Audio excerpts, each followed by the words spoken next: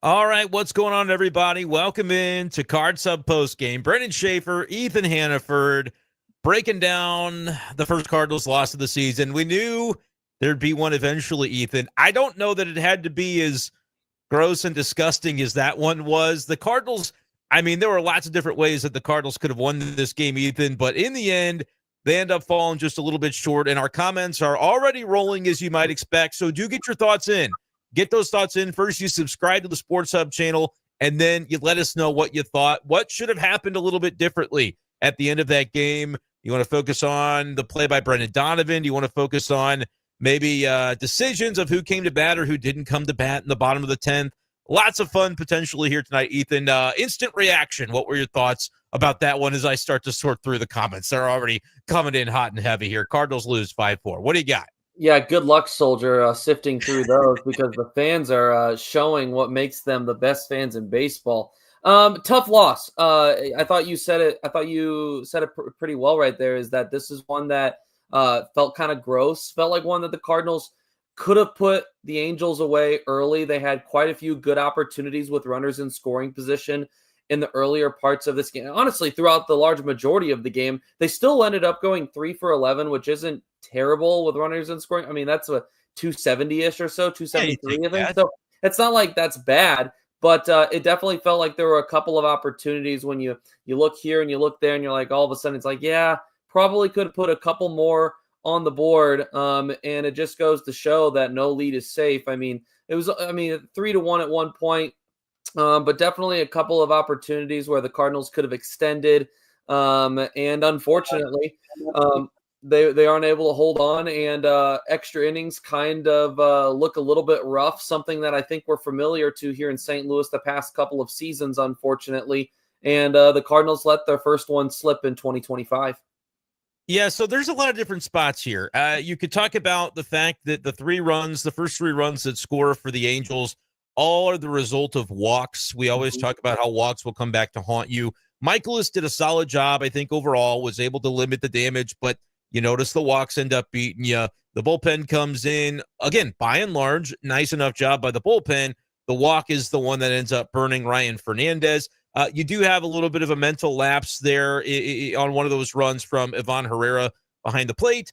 Pages comes in a little bit after that, ends up being the Manfred man in extra innings, which at that point didn't really matter that much because he was the second run, or he was the first run. The second one is the one that mattered. The reason the second one is the one that mattered, though, we're getting a lot of comments about Brendan Donovan going home, and we'll kind of go out of order because it's fun when the fans bring us, hey, what occurred to you first about this game? We're all reacting to it together. This is how these shows are often going to go. Brought to you by Hot Shots, by the way.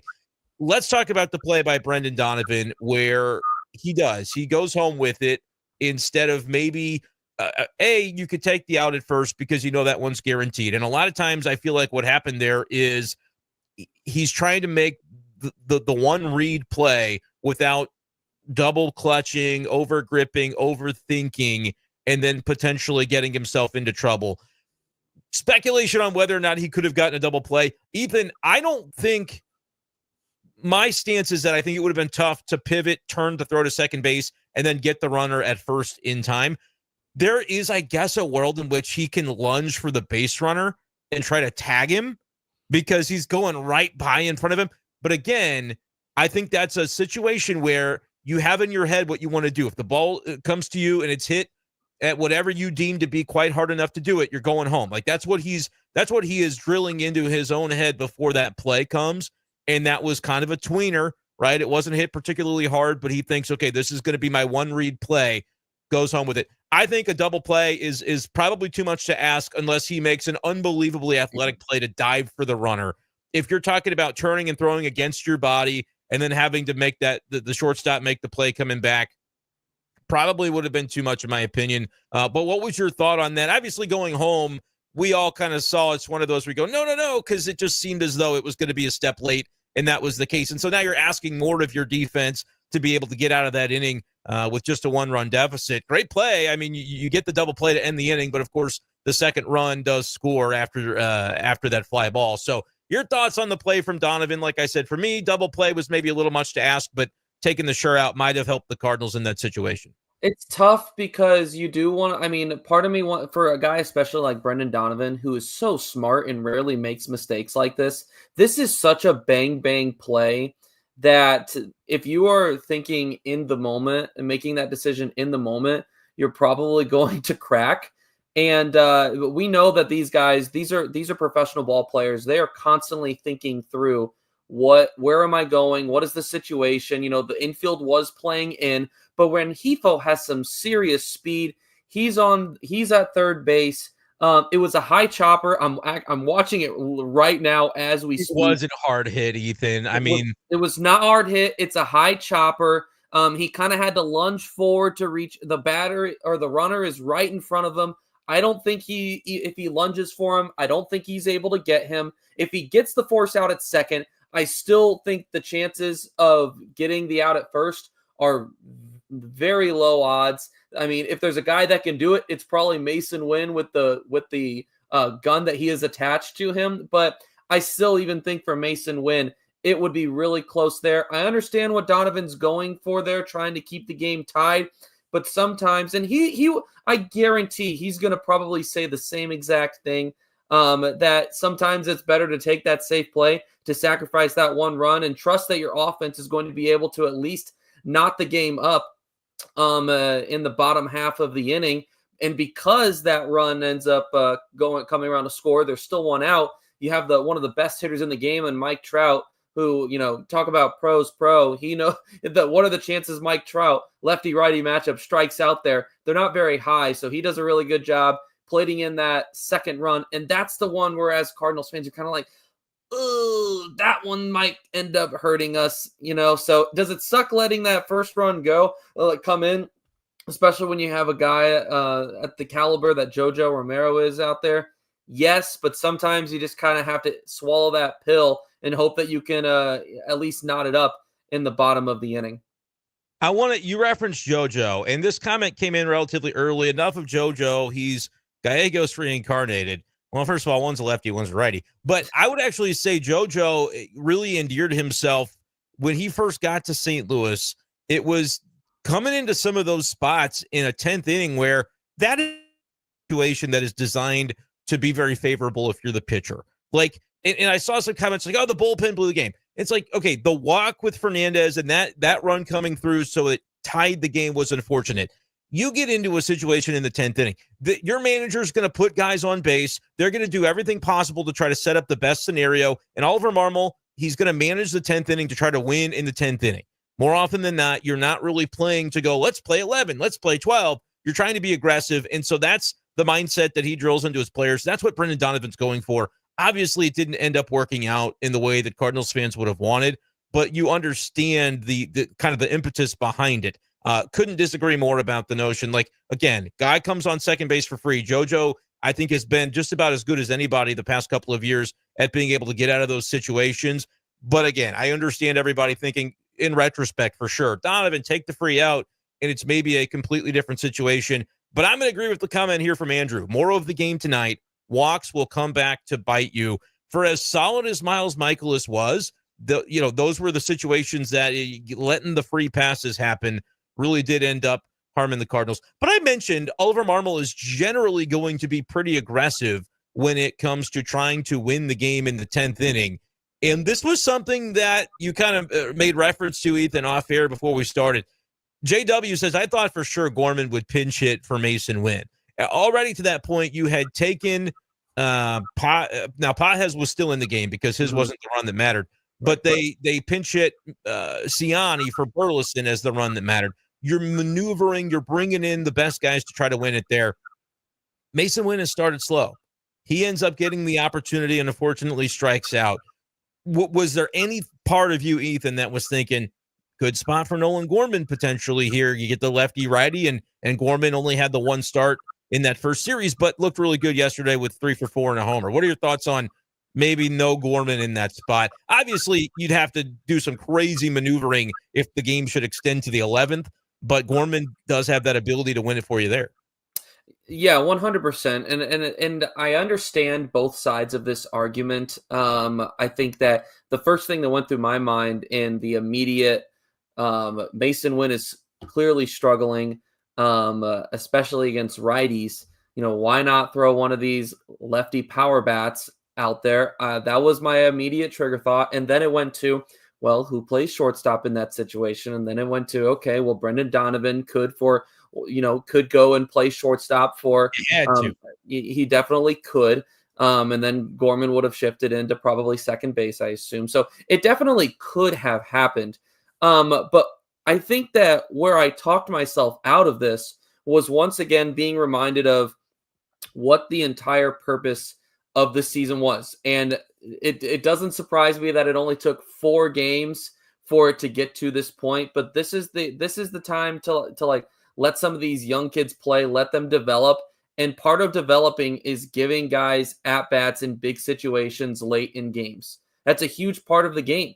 And would Gorman have profiled better in that matchup? Potentially, but it is a long 162-game season. I'm not saying the Cardinals are not going to compete this year. We know that the offseason was kind of weird because originally it was like this is a young guy's year, and then they couldn't trade all those guys, and then they're like, well, it's a transition year, so they still want to compete, but are they really anywhere near like a World Series contender? Like, I don't think so yet. So it kind of puts you back in that situation of like, okay, what is the mindset? How does Ollie Marmol view this? Because yes, you want to win games, but also like, one, it's a long season and you have to be able to give these guys opportunities in those situations. You have to show that you trust these guys in those situations as well. So we're 4 games in. Has Masyn Winn looked good? No, he hasn't. But we're 4 games in. In any other 4-game stretch during the season, if Masyn Winn goes 0 for 10, I don't know if we're even talking about if it was a big thing. Maybe we are, but I don't know if we necessarily are. I think because it's such a small sample size where we put the microscope on it and it becomes that much bigger of a thing. I would have been fine with whatever Ollie Marmol did in that situation. I was fine with him sticking with Masyn Winn for the specific reasons I just stated. And I think it's less about, it's a transition year. I actually think that has zero to do with it. And Ollie Marmol has talked about that already. Like, he's not managing day to day going, well, it's a transition year, so we have to develop. They're going to be trying to win the games, but it is still within the context of development that you're going to do that. Some days there's going to be a gut call that says, Masyn took a good AB the last time up. The best way to, A, we're going to have a chance to win this game if he takes a similar at bat. B, we're going to build his confidence up if he comes through, and he's going to be able to snap out of kind of a little bit of a lull to begin the season that really dates back to spring. If I infuse that confidence in him in that spot. And I'm not trying to speak for Ollie Marmol. He may have been asked about it post-game. If anybody has seen it, you can let us know. But I'm just trying to think through that situation, and I do think you're right. It's less, though, for me about the transition year and more about, Masyn Winn's the starting shortstop of the St. Louis Cardinals today, tomorrow, and the next year. He's their guy for that spot.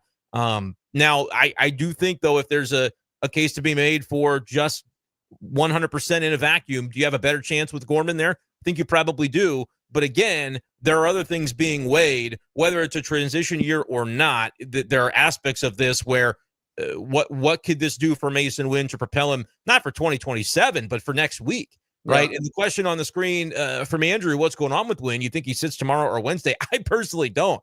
Look, I think the Cardinals told you what they're going to do with Masyn Winn, with Michael Ciani making this roster over a backup shortstop. Masyn Winn is going to play, and then the next day he's going to play, and the day after that, Masyn Winn's going to play.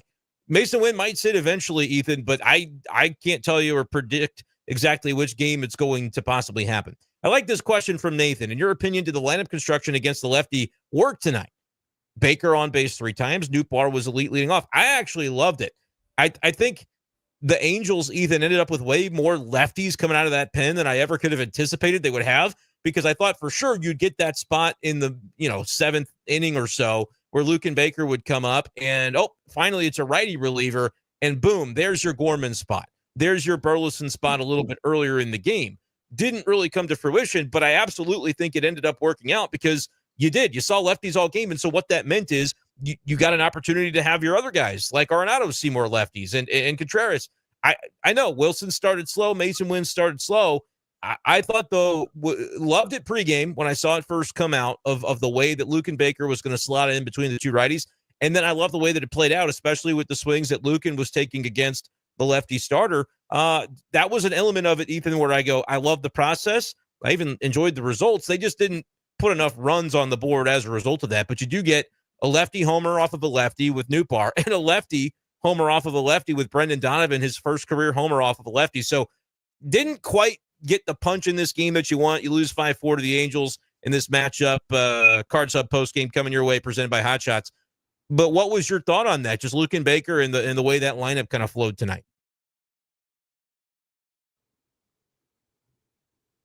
No, I agree with you. I think that it worked out pretty well tonight. I was impressed by Luke and Baker and the quality of at-bats that he had in this evening's game. I mean, on base 3 times. And I think that the way that he took his at-bats was a mimic of what we've seen from pretty much every single other guy that's been in this lineup the last couple of days. He took good at-bats. He wasn't just swinging at everything that he saw. They were patient at-bats. He worked some counts. I thought that I was a little bit surprised earlier this afternoon when I saw that he was hitting in the 3 spot. Yeah, but I think that he proved tonight that if he's going to have that same velocity, we know that same mindset, philosophy, I should not velocity, that then with the power that he has against lefties, I don't see why there's any reason that he can't hit anywhere in the middle of that lineup as well.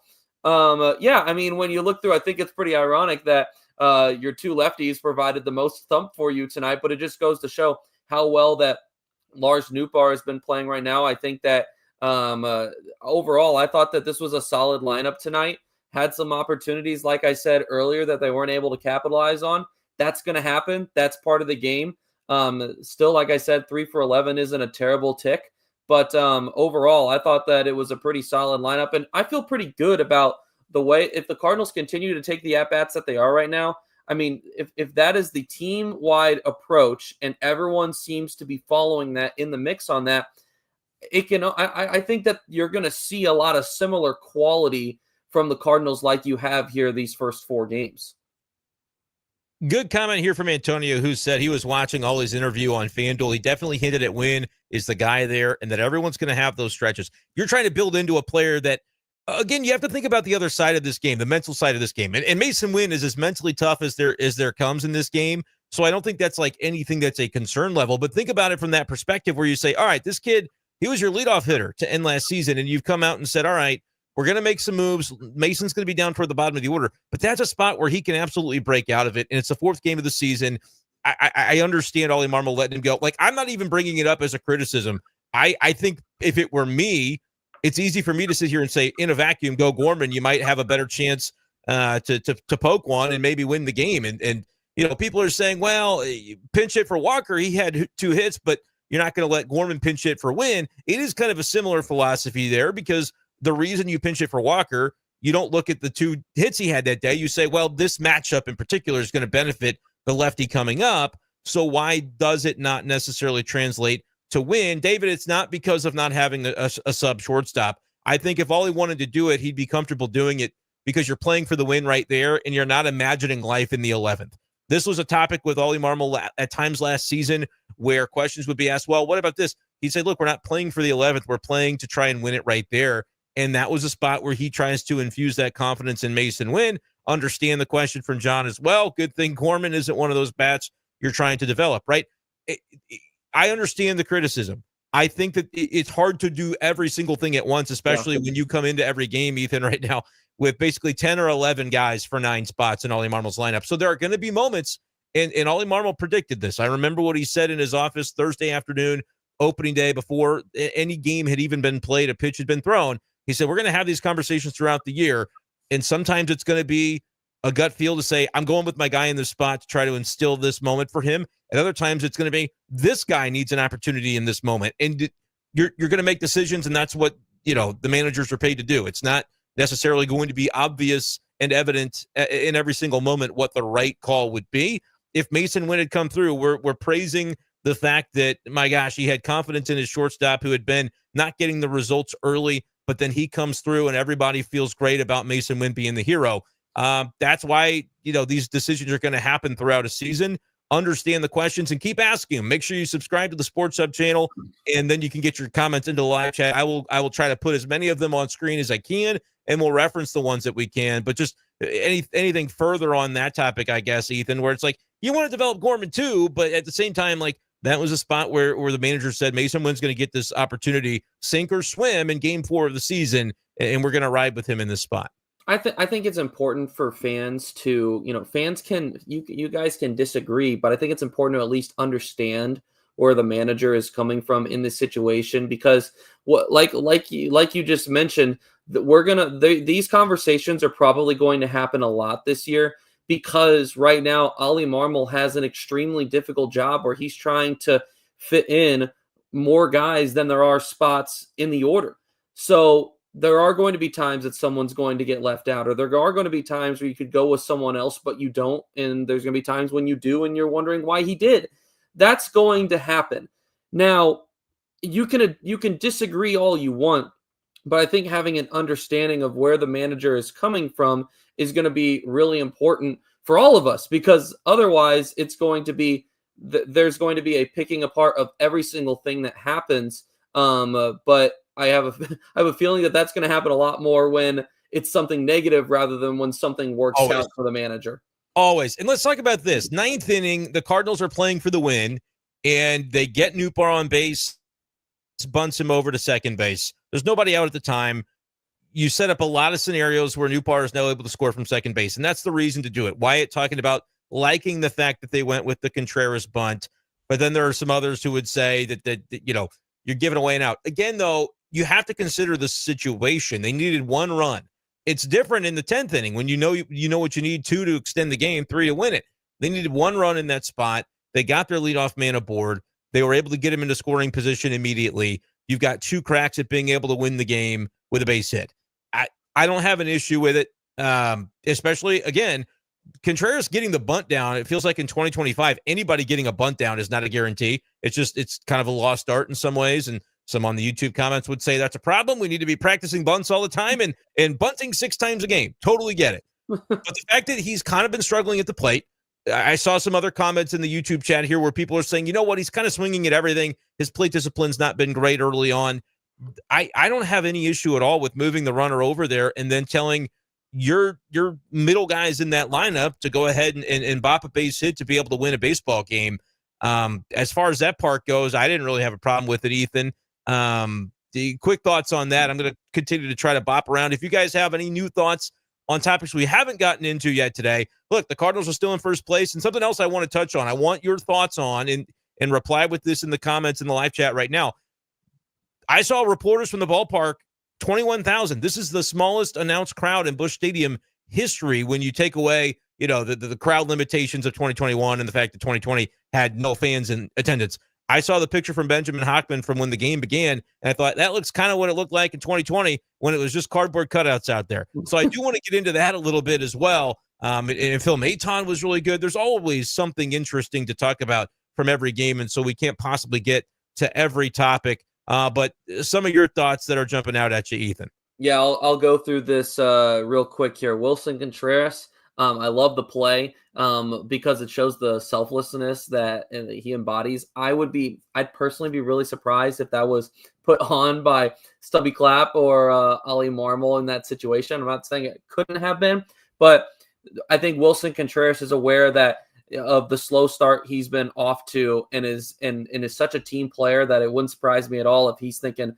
how can I get a guy into scoring position and like you said, give us 2 good opportunities to try and take the lead in this situation. So I think that I understand what Contreras was going for. Obviously it didn't work out, but runner on second, 1 out. I think a good chunk of the time that works out in your favor with that part of the lineup coming up. So I completely understand the mindset, and I was completely okay with it. Phil Maton looked really good tonight. Boy, I tell you what, someone's made this comment to me earlier, and I think I might be agreeing up to this point. That might be the best $2 million that the Cardinals have, maybe, I don't know, I want to say have ever spent, but it sure is looking like a solid $2 million here early in the year.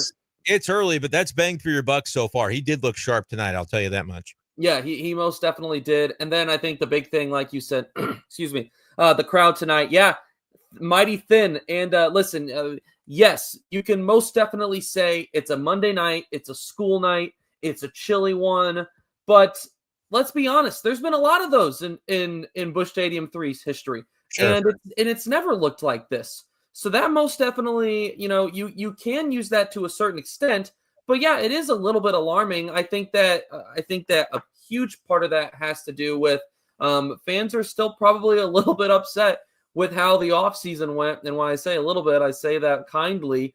The Cardinal fans are never afraid to share their frustrations and share their disapproval with how things are being ran, and that was shown plenty this past offseason.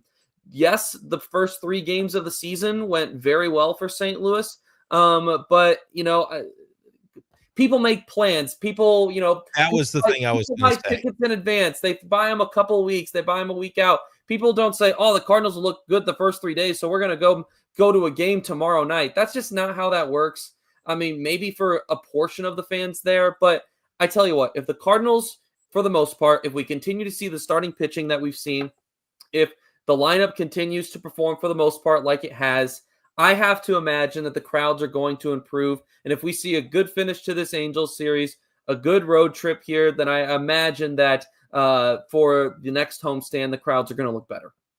I don't know if it'll happen that quick necessarily, but I do agree generally with your sense on this. You're right.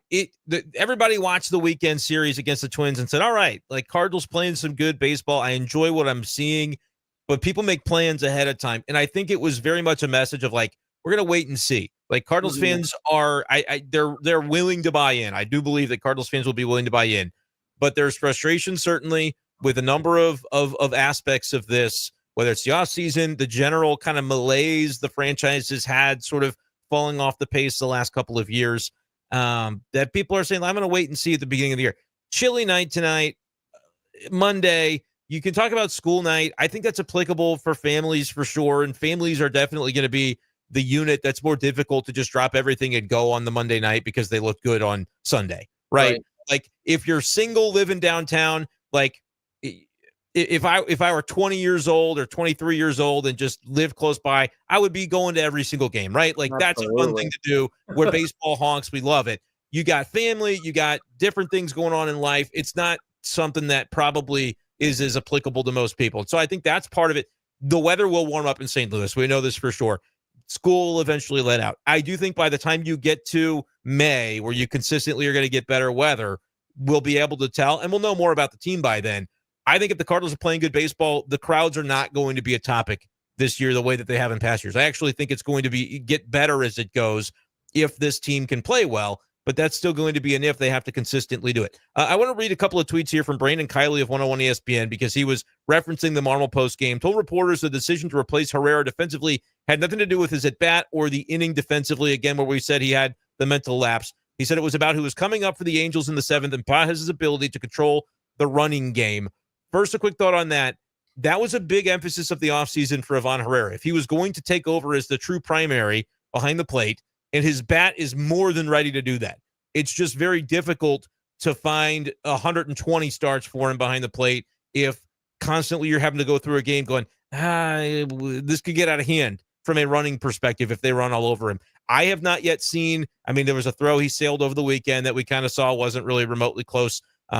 Mason Winn caught it, and he was not the intended receiver on that play, backing up the play at second base. So not necessarily the strides we want to see, at least in consistency and game action just yet from Herrera in that regard, which means it's going to be a topic in a lot of these close games late, as it was in this spot. Marmol also mentioning, according to Brenden Kiley, that it was, quote, a thought to pinch hit Gorman for Winn, but he wanted Winn at shortstop if the game continued, and reading between the lines, it doesn't sound like it was a tough decision for the staff to let Winn hit there.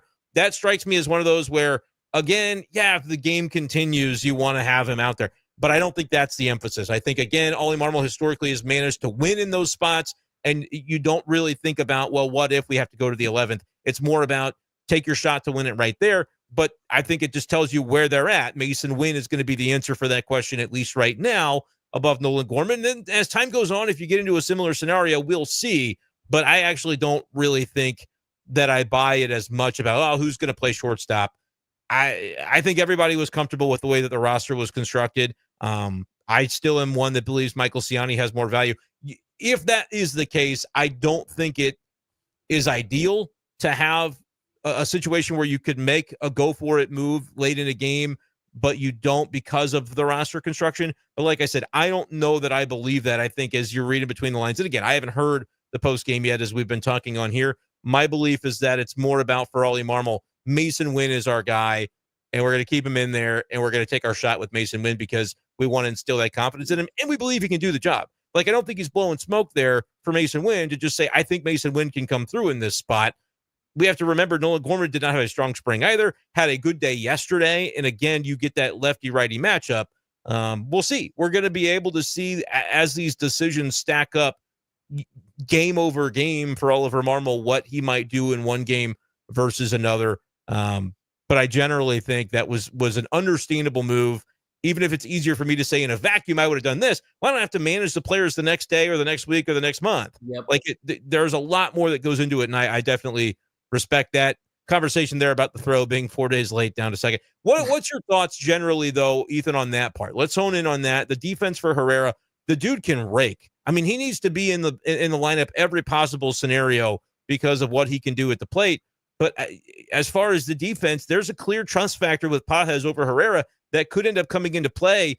You'd think late in the game, eighth inning, ninth inning, it doesn't really matter. The spot's not going to come up again. Well, it does come up again in this spot because they went to it a little bit earlier. It's a tough situation because, I mean, when you've seen Ivan Herrera the last couple of games throw down to second, I mean, I know he had that one that got reviewed, that one that was 50-50. That could have been overturned. Sure. I mean, if that's called an out initially, it's probably not getting overturned. But tonight's throw wasn't even close. I think it was Rengifo that stole on him tonight. It wasn't even close. So, I mean, that is a problem. I know he did work on that during the offseason. I'll say this, though. I think that it is much more realistic for Pedro Pages' bat to get better than it is for Ivan Herrera's arm to get better. Interesting. I think I just think that the arm strength, I think, is just, it's either something you have or you don't have. And I think that part of the reason that Ollie Marmol is probably a lot more okay going back and forth with these guys and not necessarily choosing his guy is because you also have a couple of burners down in the minors that are pretty highly viewed right now. I'm not saying that Ollie Marmol is thinking, not one of these is going to be our guy for the future. But I think that there is a little bit of padding knowing that there are, your minor league player of the year last year that has been extremely highly regarded is down there in AAA. I believe he's in AAA, and, he's going to eventually be up here. So I think that's partially something to take into consideration. Yes, Ivan Herrera has a great bat. Yes, Pedro Pages is good behind the plate, but unless one of these guys is able to kind of complete it with attaching the other side of it, I think that you have to, in this situation, prioritize the defense over the offense because with how much easier stealing bases has gotten the last couple of years, I think that has to be prioritized as giving yourself the best chance to keep someone at second base. You want to talk about a situation tonight that I think I was the most surprised with. I was surprised that they didn't try to send Michael Ciani. They didn't try to steal him with the runner on first in the bottom of the 10th inning because, you have a struggling hitter at the plate getting back-to-back hits in that situation. You have Nootbaar coming up next. He's been red hot of late, so maybe. But I think, because Mason Winn is struggling, if he's out at second, he's out at second. So be it. Then Winn doesn't get the opportunity. But I think that looks better than, I guess, as far as it doesn't take away from Winn's confidence if you're trying to send a guy because you're putting yourself in the best position to try to at least extend the game. So I know that doesn't necessarily fit with the winning it, but at least but Ollie said, I mean, according to Brenden Colley, Ollie made the comment basically saying, well, it wouldn't have a shortstop for the 11th, which just, I'm not disputing that he said it. It just doesn't sound like really what his impetus would be, knowing the way that Ollie tends to manage those spots. But to that point, Ethan, I kind of looked at that and said, it felt like the moment sped up a little bit. It all unfolded really, really quickly to where, and maybe this isn't, valid because if Victor Scott the second bunts his way on, he's stealing that first pitch the next time. We saw that yesterday. There was a moment, I think, where if you time that moment right, Siani can get himself into scoring position. Now, do you do it with the runner still on third base before the sacrifice fly? Do you do it after that when there's 2 outs and you know that you might be taking the bat out of Mason Wynn's hands? What does that suggest? It just feel like everything kind of unfolded really, really quickly in that point where But I agreed with you. I thought they might do that with Siani to try to put the runner in scoring position, because then it makes a lot more sense actually to have Mason Wynn up than Gorman, because you don't need a homer. You just need, and again, we're talking about extending the game, which is valid if you're going to keep your shortstop in there for defense. You're still at least partially thinking about the 11th. Mason Wynn could put the ball in play, one of the best 2-strike approaches in baseball last year. yeah, But it doesn't do you a lot of good if that runner's only on first base. So I thought that was kind of a valid thought from you as well. We'll get more of them. Just want to mention that the Card Sub post game is presented by Hot Shots. And if you guys are in the live chat, or if you're just watching and you haven't commented, do us a quick favor and do yourself a favor, for goodness sake. We've got so much STL sports content on this channel. Hit that subscribe button for free, and then you'll be able to jump into the live chat just like all your friends that you see there on the page. Keep going, Ethan, though. Sorry to interrupt. no, don't worry, do not apologize. Well, the last thing I was going to say, and while that was a point I definitely wanted to bring up, the main reason that I was bringing up them not stealing in that situation. They're probably looking at Logan O'Hoppe and they're saying, yeah, this guy's got a pretty good arm. I have to imagine that's partially the reason, at least, why they didn't risk it in that situation, even though Siani has some good speed. There's a lefty on the mound. So that no, there was a righty on the mound. I'm sorry, there was a righty on the mound. So discard that. But even with the good speed that Michael Siani has, they look at the guy behind the plate, and I have to imagine that's at least part of the reason. Yeah. The Cardinals don't have that when Ivan Herrera is in the game. And in those late game situations, especially, that will carve you up, to where there's, if the roles are reversed, that would carve the Cardinals up because teams would be running all over Ivan Herrera, and that would hurt them very much so late. I love Ivan Herrera's bat, but it's a small sample size. It's a very small sample size, but the arm has there's a lot of work to do there, I think. And it's been a little bit discouraging seeing it, and really not that close here to start off the season, and stolen base, caught stealing opportunities for him. Yeah, I think it's probably not quite to the level that they would have wanted to see the improvement in the offseason. And so we'll see, to your earlier point, if it's something that he's able to kind of make strides on, or if, this kind of remains a deficiency and I'm seeing questions about, is Herrera better off as a first baseman? Cardinals have plenty of those at this point. Like they need to be able to fit him in as a catcher. And I think you got to have his bat in the lineup, but it gets more difficult if there are these questions defensively that they want to continue to. I mean, if you're monitoring it game to game and inning to inning at certain points, it is certainly still on the mind.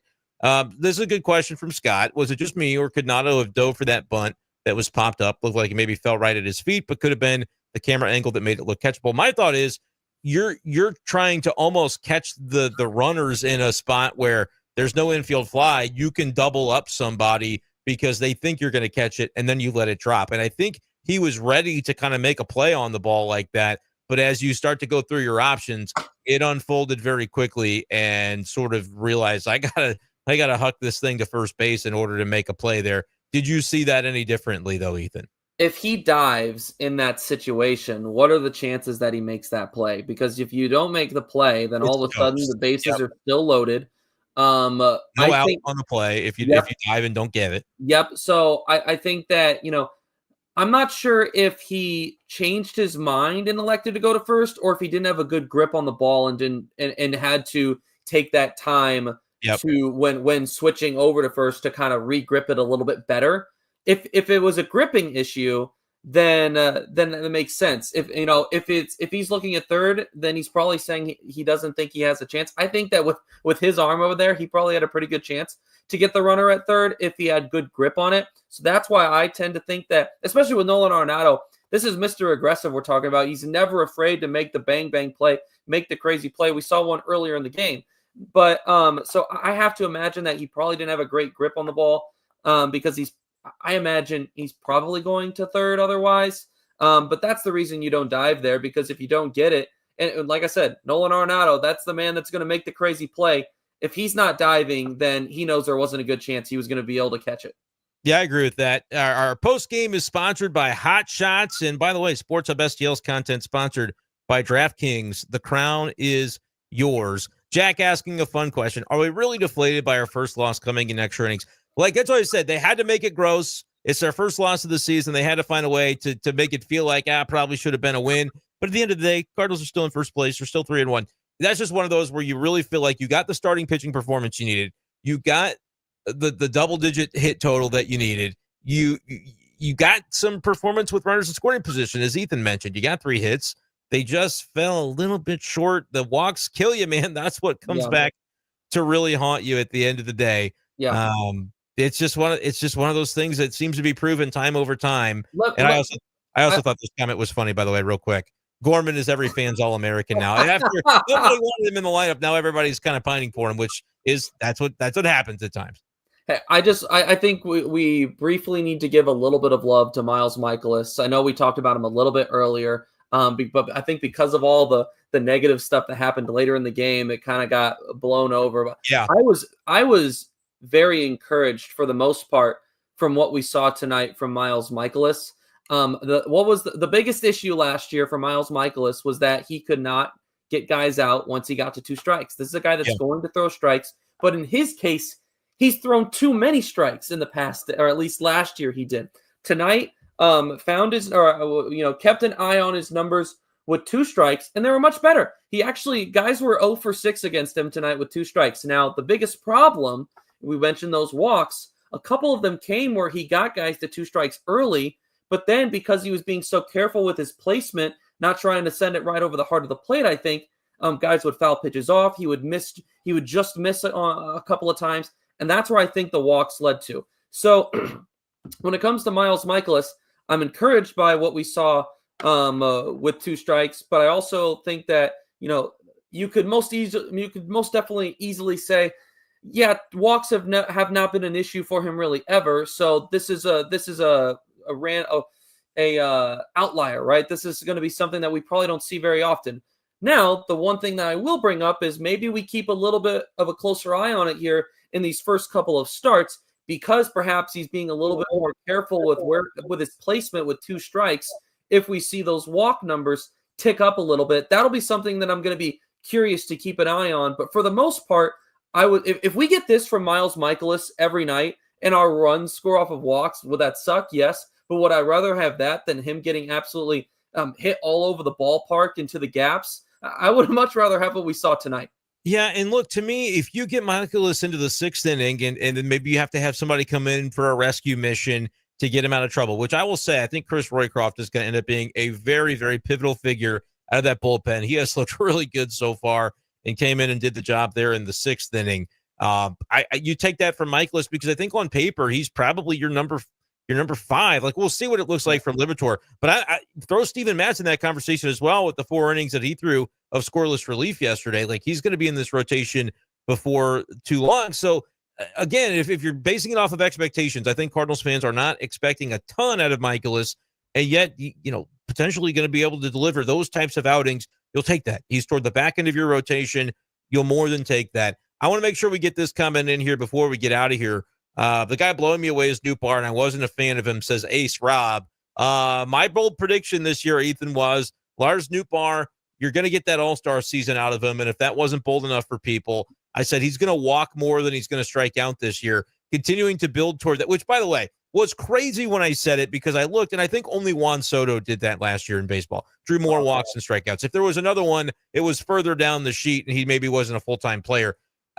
Newbar had 2 walks tonight, 1 strikeout. All I'm saying, he continues to look really, really, really good. Has an OPS at 1555. I think he'll be more than an all-star if he ends the season with that kind of OPS. But just wanted to make sure we got that comment in there. Get him in. Final comments as we look to wrap things up here on the Sports MSTL Card Sub post-game show presented by Hot Shots. And all our content here at Sports MSTL is powered by DraftKings. The crown is yours. Quick thoughts here as I put the comment up. Cy Hendricks tomorrow. You got to know if this Cardinals lineup can get through Kyle Hendricks, we know they've got something special cooking. That's just my thought. This is have I been very excited with the product that Brant Brown has helped provide these first 4 games? Yes, but he will meet his biggest test tomorrow. Nobody's ever saw we will know who Brant Brown is tomorrow night by this time. So good. It is a little bit nerve-wracking because obviously Kyle Hendricks has had a lot of success against these Cardinals. And I think the most painful one had to be last year. Everyone and their moms hit Kyle Hendricks last year, and then he goes out there. And I don't remember if he started. He came in and he did long relief. He came in and did long relief in one of them. Because of an injury, right? It was a moment where you go, oh, they were working pitch count on a guy, and he gets hurt. And then you see coming out of the Wrigley bullpen, you're like, oh, my, no way. I think I said, you got to be bleeping kidding me. And just like I was watching on TV at home, and just like I started cackling because I knew what was going to happen. And, of course, it happened. He just shuts him down for like 6 innings where you feel like, oh, first game of a series, the Cubs are going to have to use their whole bullpen. This is going to be perfect for the Cardinals. No. Hendricks will throw 5 1/3 scoreless. Was unbelievable. And, yeah, I don't know how Brant Brown solves it tomorrow, but we'll see. I just wanted to say, come on with this. Jojo Romero, really good reliever. Kyle Leahy has been solid as well. I don't endorse it, don't agree with it. 4 games in. We're 4 games in. Come on. And JoJo has had some. And again, by the way, I'm never going to hold it against a pitcher when he gives up the Manfred ban. And then, okay, does he give up another one? Sure, after we agreed that you're going to intentionally walk this guy and then you're going to intentionally walk that guy because it sets up the best matchup. You don't look at the numbers and go, oh, he gave up 2 runs. He must not be any good. Let's relax for a little bit. Sean of St. Louisville. It's weird that he's going to be the optimist. Trying to be optimistic. Expecting most of the season. No, he brought it back to the Loserville idea at the end. One more, and then we got to get out of here. Chewy wants to know thoughts on Winn and Contreras. Yeah, they're both 0 for the season. 0% concerned about Contreras. I think he'll figure it out. Winn, I'm not concerned because he's going to be the shortstop every single day. He may have a lesser season offensively. It may be a sophomore slump season, but I don't think it's going to get to the point where you're talking about, well, should they play somebody else at shortstop? I think they're going to instill that confidence in Winn, and I'm not worried about him. But it may not be that he has a great offensive season. We've seen that kind of sophomore decline. He's going to have to adjust back to the league the way I see it, Ethan. Yeah, I mean, in his 14 at-bats, he has 7 strikeouts and 2 walks. I mean, last year, the thing for him was that he didn't strike out a lot. He just swung in a lot of pitches, put the ball in play a lot, and got a little bit lucky, right? So it's going to be interesting to see how he adjusts as Major League Pitching continues to adjust to him. And Samuel says it perfectly. Listen, if it's below average numbers offensively this season, right, then we'll take it in the 9 spot with the elite defense. I think they've set him up perfectly with the 2 guys that they have in front and behind him right now. Keep him in that 9 spot. Give it some time. Let him develop. The last thing that I will say before I wrap is, we'll bring it back to the classic Tony La Russa saying it's all about winning series. And the Cardinals, this is one they probably should have won tonight. They put themselves in a little bit of a difficult position for this series because you have to face off against a guy you've struggled against historically. Hopefully he doesn't have the stuff. Hopefully that age starts catching up to him. We see that tomorrow. And then they got to face off against a tough lefty in Yusei Kikuchi coming up in a couple of days here. So have they put their backs against the wall a little bit? Yes, but let's hope that the lineup continues to perform, that Matthew Liberatore has a good start tomorrow, and that we're able to pull out a second straight series win. Yeah, I cannot wait to watch Matthew Liberatore tomorrow. I'll be at the game, plan to be there covering at Busch Stadium. So you'll probably have some different cast and crew here for the Card Sub post-game show. But yes, to wrap things up, I do start Contreras tomorrow. I'll start Mason Winn tomorrow, and let those guys make it happen. So appreciate all you guys with the comments, even the ones that I'm not going to put on the screen. You know who you are. This has been Cards Hub post-game. I'm Brendan Schaeffer. That's Ethan Hannaford. So long for now. Presented by Hot Shots. Content sponsored by DraftKings. The crown is yours. We will talk to you next time. Make sure you subscribe before getting out of here. Peace.